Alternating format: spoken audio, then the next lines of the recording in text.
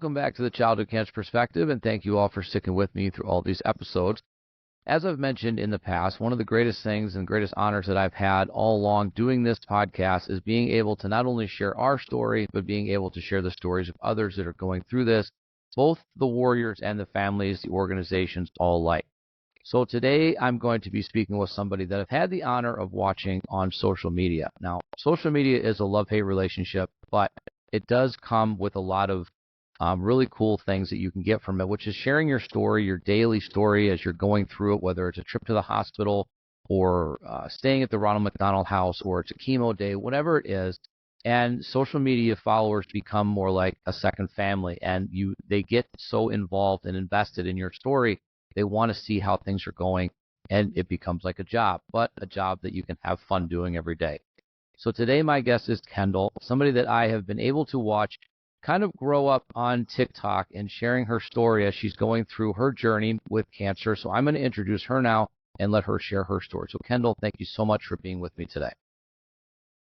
Hi, I'm Kendall. I've been fighting Alveolar Rhabdomyosarcoma since I was 12 years old, and yeah. You have used, like I said, you've used social media, TikTok, a lot of it to really kind of share your story every single day, no matter whether it's good or bad, what you're going through, what you're facing every day. But the one thing that has become so apparent across everybody that I've spoken to, and you are exactly the same, is always doing it with a smile and finding a way to make a positive out of all of this and being able to influence people in that way. And you become a big inspiration, I think, for a lot of people. So talk about kind of why you decided to maybe start sharing your story in this way, and how it has whether it's impacted your life in a positive or negative way. It was kind of like a thing with me and my sister. We just kind of wanted to start posting a couple things. And then I really started posting when I relapsed in 2023, because it was kind of like a chance for me to actually document what was happening, because I realized in my first fight that I didn't really document anything, and it was really hard to remember a lot of those like important dates, like remission and things like that. So I started really doing stuff then and making sure I kind of had all the details in case I wanted to remember them later. Excellent. And it becomes, you live it every single day, and all of these details become some kind of a part of your life, and you go back to it, and you can relive it in a way that just, remembering is not a bad thing. Kind of remembering is seeing where you were and how far you've come and things like that. So it does become a really influential tool to be able to speak to the masses, essentially. I mean, I used social media in the beginning because it was our daughter's account. She was the TikTok person. I took over her account when she passed, and I decided that was the best way to kind of continue her story and go back and find those moments, those things that you forgot about and remember. Do you find yourself going back to old TikToks or old videos and being just blown away by where you were, or maybe the things you might have done on social media that today maybe my kids would be like, oh my God, stop it? Yeah, I had a big episode of inflammation in, I guess it was March or April of this year, and it's just cool to see how far I've come in such a short amount of months, and I just love looking back. It's just cool. Yeah, it is a neat thing, right, to be able to kind of see how far you've come and how much you've faced every single day, and to be in the face of all of that, and really something that would put most adults on their knees. That's the thing that's most incredible about all of this. This is a community that nobody really ever wants to be a part of, right? We don't want to be included in this. However, the kids that we meet, you included, they influence us in such ways because the impact that you make on us, because you give us a perspective on life that I think that we maybe take for granted, all the little things and all the things that we should really appreciate, and we focus more on stuff that is so insignificant. So your impact just by making those daily videos or making them even on bad days, I hope is so influential on so many people, because they look at it and think, if I'm having a bad day, she's having a bad day, but she can smile, so can I. I loved the time I found you and Amy and all you amazing people was like definitely when I needed it most. It made such a big influence on my life at the time. And I'm just forever thankful for my little community on TikTok that I have. It is, like I said, it is an absolute love-hate relationship on TikTok, Instagram, Facebook, any of that stuff. It's just because it can be very, very beneficial. And it can also be one of those things that, again, it causes you to relive memories. And they're not always great, but it lets you know how far you've come and what you're able to do now. And you're able to speak to people, and you're able to be a part of so many others' lives. And how many people have you impacted that maybe you've never met? And it really is an incredible thing. So I hope you keep doing this far beyond all of this and just continue to do what you do every day, knowing how much of a positive impact it can make on not only the community, but children, kids that are in your same shoes and will be in the future. So you also mentioned siblings. Now, I want to talk about that in a big way because I know, obviously, I have two older daughters, and when JC was sick, one of her, I think, to be honest with you, the best medicine in the world was her sisters. Being around them, knowing that were always going to be there for her. I've said this in the past, kind of friends will come and go in your life, but your family will always be there, no matter what. So talk about the importance of having your sibling around and how much that may have actually made you feel better in times when, medicine wasn't doing the trick. My siblings, oh my gosh, I love my siblings so much. They are forever my best friends. I would be sick in the bed and they would just lay with me all day, and I would ask them to go get me food and they would go get it. Like, they are just, I love them so much. They're truly my best friends. And I think a lot of people don't have that relationship with their siblings. So I'm really fortunate to have that. It is an incredible thing that I hope everybody takes advantage of if you have siblings. I don't talk about, I have a sister that's 6 years younger than me. And for a lot of our lives, we really didn't get along, to be honest with you. And I don't think it was it just was what it was. And we got later on in life, and now we're a lot closer. But I feel like I missed out on a lot because I was that much older than her. But siblings have such an incredible impact, such a force to be reckoned with, to be honest with you. And the people that I've talked to, everybody that I've talked to, seeing their siblings one day, seeing your brother, your sister one day in active treatment while you're having everything happen to you can change the world. I know there were times when JC would call our other daughters on the phone, on FaceTime, and they would say nothing. No words would be spoken. The phone would just be faced in that area. It was like they just wanted to feel like they were all in the same spot. And it's such an incredible thing. And I'm glad to see that organizations like CureFest every year are doing a lot more to focus on siblings and focus on grieving siblings and also those that go through it, because they go through it with you. It's a family diagnosis, right? Yeah, it's truly incredible. The things, like, just them being there, it makes such a difference. It does. And they make me laugh without even trying. They're the best. It's hard to say anything bad. I know that, as when you have siblings, when you have brothers and sisters, and I'll tell you right now, and if my sister's listening, yes, we get on each other's nerves. But you're supposed to, right? And if they're younger, that's their job. They're supposed to get on their nerves. You're supposed to get on theirs. That's the way that it is. And if you're not, then you're just not doing it right. But in the end, they will be there for you in ways that nobody else truly can. And I'm glad that you had that experience in such a positive way, and so many others will too. But just always take advantage of that. If you have a sister, a brother, sister, whatever, understand that they were the ones that are going to be there for you no matter what. So you mentioned in the beginning the diagnosis. So now we go back into that a little bit and we'll bounce around. Is that the diagnosis and then, the treatment and things like that. So talk about maybe what led up to the diagnosis, because I know another common theme within this community is a lot of misdiagnosis and a lot of time before it gets to where we actually get the answers we need. I found the tumor on my leg a little after COVID. So when we wanted to get an ultrasound, it took us a long time to get in, which could have made a difference in the diagnosis. I was very fortunate to have an amazing surgeon who really pushed for me and still does to this day. She is the best. And when I did actually get a needle biopsy, it got lost and we don't know where it went. And so that also pushed back the diagnosis for like a month, I believe. So it did take us a long time to get diagnosed, but I did because that surgeon pushed for a surgical biopsy and got the results that day so she could remove the tumor. And that is another huge thing that we have to kind of focus on, is that when you are a doctor, a physician, anybody that is really focused, your specialty is children. It is so important that you have a team that is so focused on you as a person and not a patient number.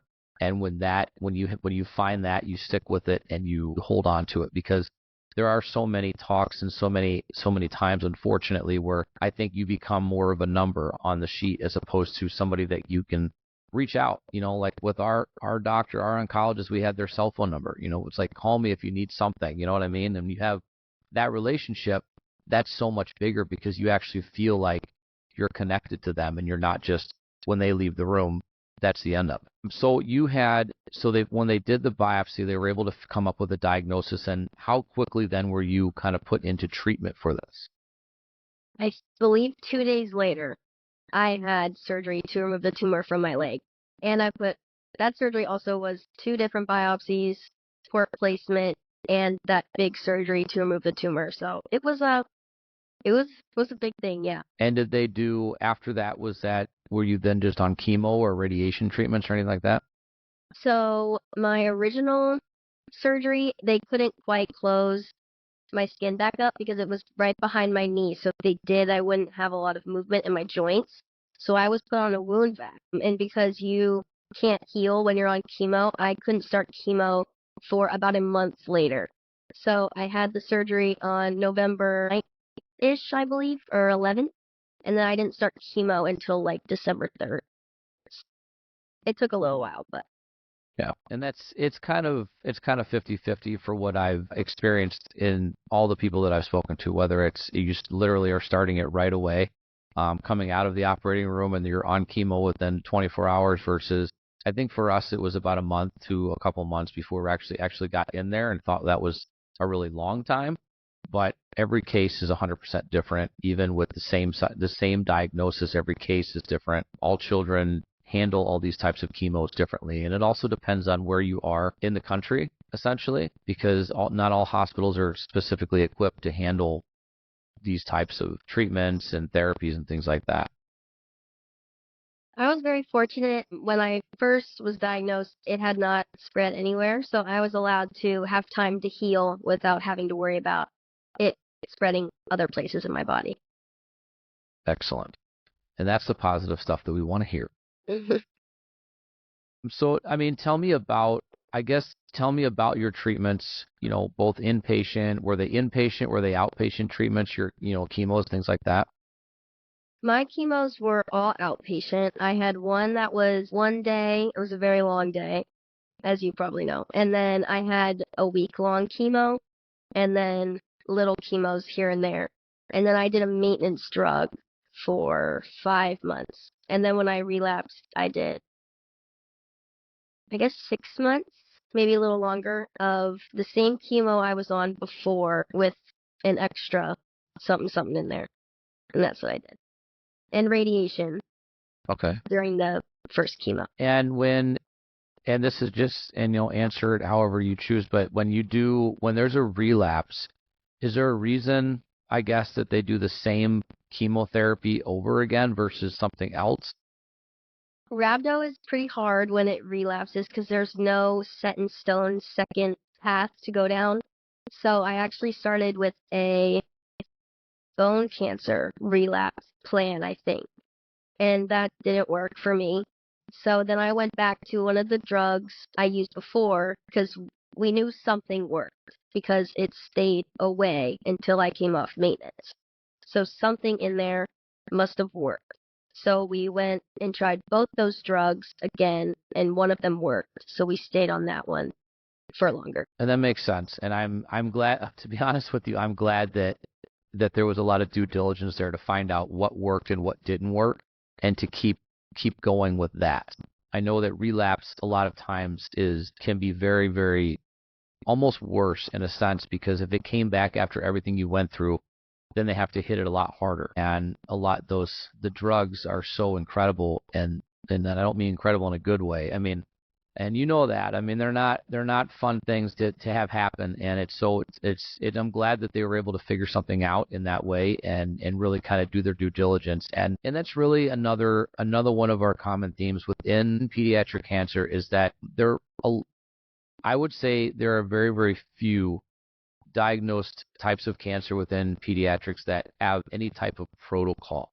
A lot of it is kind of wish and hope that it works based on one thing. And, our daughter she had brain cancer. She was being treated with a chemo plan that was more commonly used for non-Hodgkin's lymphoma. So it's like they bounce around. A lot of the drug can have the good effects on certain types, but in a combination, they don't. So there's a lot of things that we need to figure out and understand a lot more about this disease, especially in children. So I'm glad that you had that due diligence done and that they were able to find something that worked for you. Now, I will ask you this too. Were there any bad or just in general, just side effects that you remember that maybe you don't want to talk about or just you can share? Because I know the side effects can a lot of times be something to write books about. The one thing that really just gets you every time is just nausea. All the drugs, they're just all nausea. And the nausea, like, when you hear it for the first time, you're like, oh yeah, whatever. And then you get it, and it's like a different level of nausea. Like, you can't get up, you can't eat, you can't drink. It is insane, and it's really hard to go through because, you're fighting an NG tube, so you have to eat, but you just really don't want to. Yeah, it's really hard. Did you end up with an NG tube ever? I never did. This is funny. When I was first diagnosed, I told my mom, and I said, if I ever get an NG tube, something is wrong.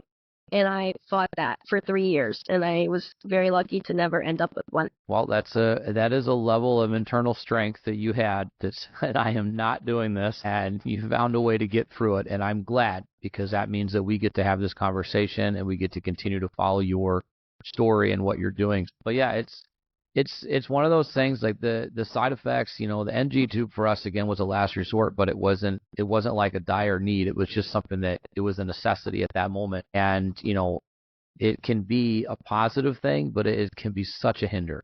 So I'm glad you did not have to go through that. I hate that you had to go through the nausea. Again, like you said, I know nausea, right? But I don't know anything about what chemo nausea is. I don't understand it, and I hate to see anybody having to go through it. I feel like there has to be a better way. Why do they all cause nausea? You know what I mean? It's disgusting.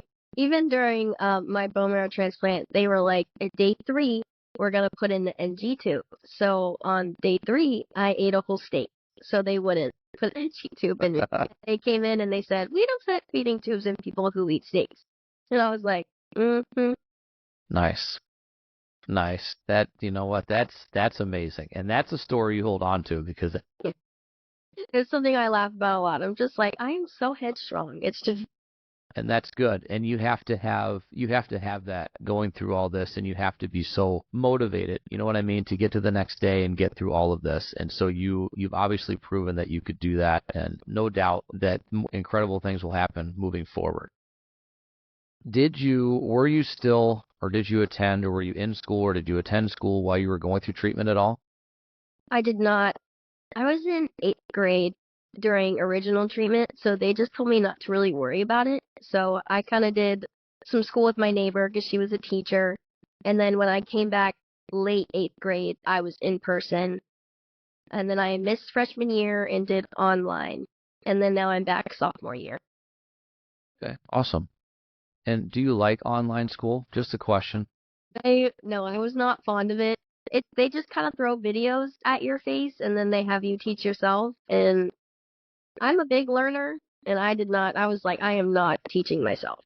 No, absolutely not. I have, with 3 girls, it was one out of 3, one enjoyed it because during COVID times, all that online stuff, one enjoyed it. The other 2, JC included, hated it. Would not turn the camera on, refused it. She's like, no, you're not going to do it. So I never just hide behind the camera. Yeah, it was something else. It's, you know what I mean? It's I don't know what I would have done, honestly, as a kid if I would online. You only get to stay home and go to school, but it's not like you're sitting around and, playing video games with a camera on it. No, it's school and you're doing it, and it's not for everybody. Being in person is so much so much more beneficial. So I'm glad that you're at that point now. And again, I'll kind of compare it to our own personal life. Now, when you went to high school or you're in high school, I'm assuming that maybe you had either some or a lot of the same friends that knew you while you were going through this. And if so, were there other people that you kind of didn't talk about the story because you don't want that to be what people know about you first? I've had a few friends that have stuck with me since middle school. A lot of them have moved on, but it doesn't really bother me because I have a lot of good friends out of school that I like to talk to more. And when I came to school this year, I really wanted to try and meet new people. It's just really hard when you come in because it's not only you're the new kid, you also are a girl with short hair and all those things that people are like stay away from. So it's hard sometimes, but I've made a couple good friends and I'm really proud of myself for that. No, that's good. I let people know like very early on. I don't hide it. I don't try to hide it. There's nothing that I'm embarrassed about. Like, I don't know. I've never felt the need to hide it. Yeah. It's just like that original when they're like, "Oh, I'm so sorry." And I'm like, "Please don't be sorry. There's nothing to be sorry about." And then we get over it, and that's that. I like that though, because I brought it up only because when all of our kids went to the same school that went all the way up to 8th grade, and then you went into the high school. And when our oldest daughter went to high school, it's a whole new group of people, and she told nobody about JC, not because she didn't want anybody to know, but because she didn't want that to be the first thing people came running up and that's what they know her for. She wanted them to get to know her, and then later it would come out. And so that's kind of why I asked. And I'm glad that you I guess you could say own it, right? And just kind of bring it up, and it is what it is. Let's get it all out of the way, and this is who I am. It doesn't define me, but just so you know. And I like that because, and it's not wrong either way. I mean, to not say anything is totally fine. And I kind of like to see where everybody is, because our 16-year-old is kind of the opposite. She's all about it and talks about JC all the time, and is her friends all know it and all this stuff. So, but I'm glad though. I'm glad that you're able to make friends, and I mean, this doesn't define you, but it is definitely a part of your life that, although it was hard, I definitely will always say to just to own it, because you did it. You got through it all. You fought off tubes in your nose with stakes, and you did what you had to do. So that's incredible. There's absolutely nothing to ever be, embarrassed or anything about. Do you now, with this, now I will ask you this, do you have any plans moving forward in your life to make the cancer world or pediatric cancer a part of what you do later on in life, like with a job or with advocacy or something like that? I'm not quite on jobs yet, but I am starting a childhood cancer awareness club at my school. We're super close to getting it started, and I'm really excited about that. I'm hoping to partner with Alex's Lemonade Stand with a couple of my good friends. There's actually 3 people in my school that I know of that are childhood cancer fighters, so I'm really excited to see if they would like to help and all that. Sure. No, that would be awesome. And what would you like the club to do? Would it just be about awareness, or would you guys be doing events and things like that? Awareness, small events probably to start.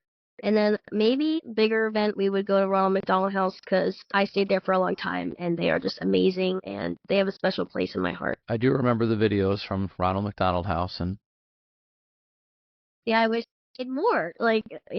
Wish I made more. Yeah, I mean, you go and when you're going through all of this, like in the moment, right? And you're making a video, you're going somewhere, you're going to the hospital, whatever, and you do it. But I think we could all say the same thing, is go back, and I wish I would have done more at this time and that time, but I think you've made a huge impact on it. And I think that if you're able to and you're still young too, so when I ask about jobs, it's only because I'm having to do college tours now. So it's, and they want to get you younger and younger, and feel like you're in 8th grade, and they say, okay, what college do you want to go to?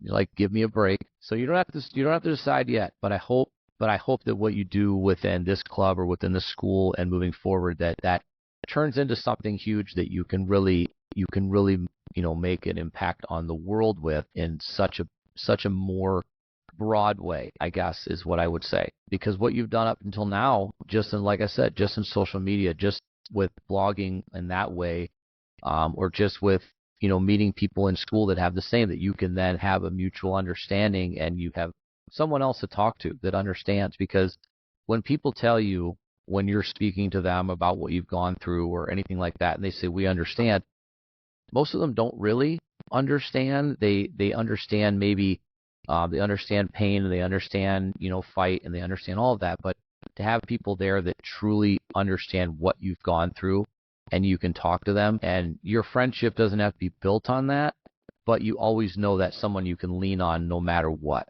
And that's super important as well. And I've come across that a lot in this community, is that especially when we go to DC, when we go to CureFest, which you've got to get to, all right? You have to get out there.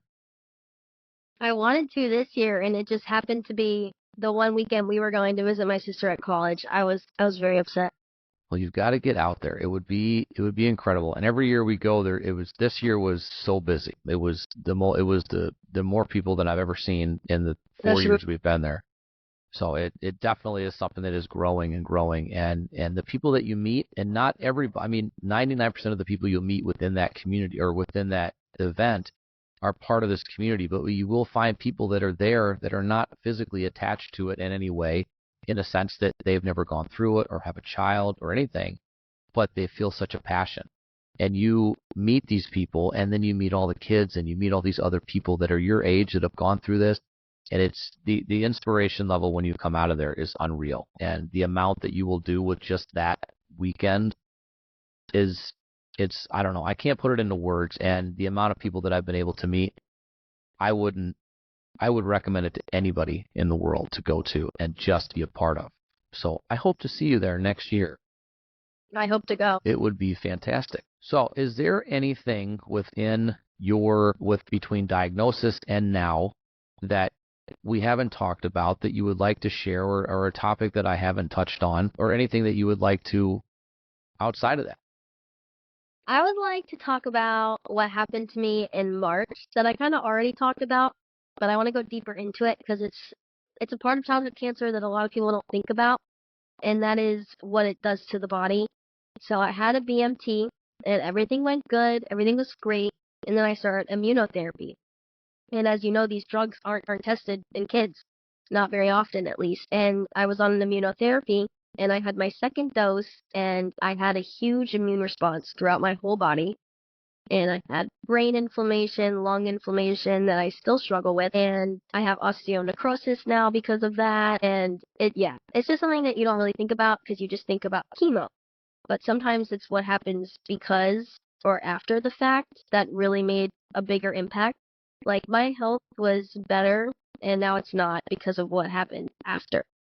So that's something I hope becomes more apparent for advocacy for better drugs and safer drugs for kids like me. I could not agree with you anymore on all of that. And maybe it's a similar type of reaction, but I know that the bone marrow transplant that our daughter had, it was the same, not the same, but after it was all done, she was actually worse off than prior to having it done. And it was actually really scary to see her body go from up here all the way down to here, and then you think it's going back up in such a positive way, and it just made it worse in a sense. And so I definitely agree with you. And there has got to be better understanding of what these drugs are doing to the body. And just, let's just be real about it. When your parents are there with you as a child, and the nurses come in to administer chemo at any point in time, and you're told as a parent, don't get this on you. Don't allow this to happen. But you're wondering, if I can't get it on my skin on the outside, what is it doing to the inside of my child's body? It is scary because you know that right there is essentially your only option, right? Because the other option, we know what the other option is nothing, and there's a 100% chance of knowing what's going to happen if we don't try. But there's just not a lot of options, period, for our kids, for you to go through all of this and it not be so incredibly toxic. And I hate that there's anything negative that comes out of this, because we're kind of growing up on the fact, I did, and our kids are now, that you get sick, you take medicine, you get better. But chemo is almost the opposite of that, is that it has to take everything away from you to hopefully let your body build it back. And it's scary. So it breaks my heart to know that you do so well on one side of it, and then they have to take another step, and it almost kicks you backwards. I mean, I'm glad you're here with me now and talking and smiling because I know that's who you are. But like I said, it breaks my heart to know that it can be that detrimental and that you can feel it both on the inside and the outside. And I also hate, number one, that kids, all of you, know the names of all the drugs, the side effects, that you know all of this stuff probably before you learn things in school that you need to move forward in life. You know the names of all these drugs and can name them off and can maybe even spell some of them. And you know all this. It really is. I don't know. I don't even know how to talk about it, but it drives me crazy because you shouldn't be learning all this stuff. You shouldn't be. You should be going out and, let's just be honest, making mistakes because you're a kid, and that's what we do because we learn from them, and not having to deal with all this. Let's see. Was there anything else that you want to throw me for a loop? I'm just kidding. Is there anything else you want to cover? I don't know. I think I said all my things. You did say a lot. You did say a lot. Now I'll just ask you a fun question then, because it's one of those things where we know that when you are going through chemo, 9 times out of 10, all of our hair falls out, right? But when it comes back different. So did we have a difference in hair when it came back? And are chemo curls a real thing? I did get chemo curls this time. They're starting to fall out a little more because it's longer now. But when my hair first fell out, it was pin straight. And now I got these cute little curls. So it's really cool how that happens.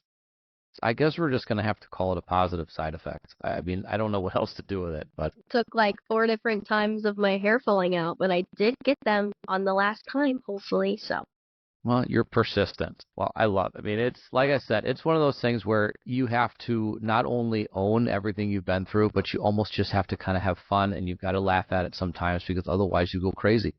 And, you've been through something hard, you've been through something traumatic, but you're on the other side of it, honestly spreading positivity and just giving some people, a lot of people, something to relate to. And that is sometimes the most important thing that you can offer to people, is giving them something to see and feel like, you know what, I understand.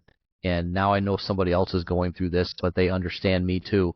And you become that person. And, maybe one day that means that, if you go into the medical field, which a lot of people do in this factor, and I'm not pushing, just saying, but, you've gone through a lot of this and you can connect on such a personal level that, you could be an incredible social worker for kids. You could be an incredible child life specialist, which are the most incredible humans on the planet, or even a nurse or a doctor within this community of also that I have met and interviewed on this show that go through it as kids and become that in their career because you have something incredible to give back. Or maybe you just become an advocate and get out and scream and yell on Capitol Hill. And that's cool too. And I'll stand right next to you and scream and yell and hold the megaphone. So whatever you choose to do, we will happily stand next to you and fight for you and whatever you decide to do moving forward. But I know it's going to be incredible, whatever you do. So I appreciate everything you've done so far. And if there's one thing that I always ask is that moving forward or at the end of a show or in the middle, whatever, I want you to give advice to other children that are going through this right now, or even families, advice that you would leave them with just based on your experience. I'm going to say what my mom always said to me, and what I say now is just one foot in front of the other. You can't go behind. There's nothing you can do of what's behind you. You just keep moving forward, one foot in front of the other. Love it.